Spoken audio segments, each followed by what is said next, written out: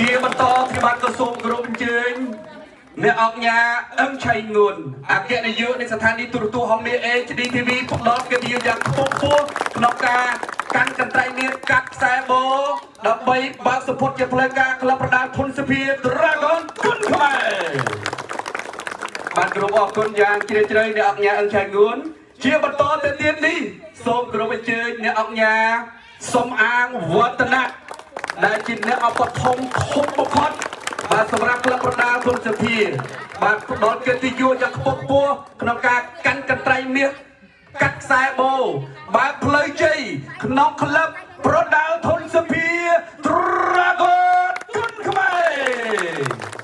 បាទ គោរព អរគុណ យ៉ាង ខ្ពង់ខ្ពស់ អ្នក អង្គការ សម្អាង វឌ្ឍនៈ ជា បន្ត ទៅ ទៀត នេះ ខ្ញុំ បាទ សូម អនុញ្ញាត គោរព អាយដាម មើល កាដូ ប្រធាន ស្ដីទី សហព័ន្ធ ប្រដាល់ គុណ ខ្មែរ ផ្ដល់ កិត្តិយស ដល់ ខ្ពង់ខ្ពស់ បាទអញ្ចឹងកាន់កន្ត្រៃមាសបាទកាត់បើកផ្លូវជ័យសេរីសួស្ដីសុភមង្គលវិបុលសុខជូនក្លឹបប្រដាល់ធនសភា Dragon គុណខ្មែរគោរពជាបន្តទៅទៀតអាយដាមតែមម៉ឺនដែលជាប្រធានាចារ្យក៏ដូចជាអនុរដ្ឋាធិការក្រសួងការពារជាតិនិងជាអនុប្រធានកិត្តិយសសហព័ន្ធប្រដាល់គុណខ្មែរកាត់ខ្សែបូជាផ្លូវការបើកក្លឹបប្រដាល់ធនសភា Dragon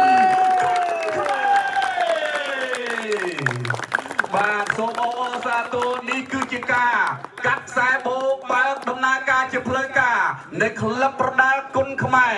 ធនសភា Dragon គុណខ្មែរដែលមានលោកគ្រូធនសភាគឺជាប្រធានក្លឹបក៏ដូចជាលោកក្លឹបដែលទុកជាខ្មែរ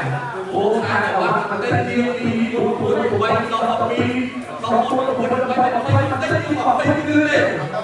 បាទអត់ទេណាអត់ទេបាទនេះគឺពីការដែរអត់ពីការខ្ញុំមកអាមួយខ្ញុំដេកអាមួយវាយបោះឆៅដូចម៉ែតែមេនេះវាយវាយនៅទីយ៉ាង